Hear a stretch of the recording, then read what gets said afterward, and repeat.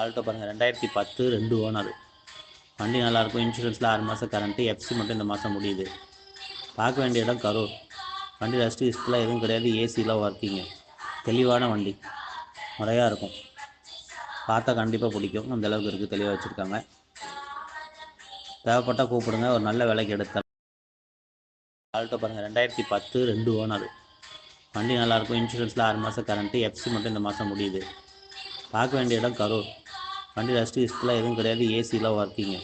தெளிவான வண்டி முறையாக இருக்கும். பார்த்தா கண்டிப்பாக பிடிக்கும். அந்தளவுக்கு இருக்குது. தெளிவாக வச்சுருக்காங்க.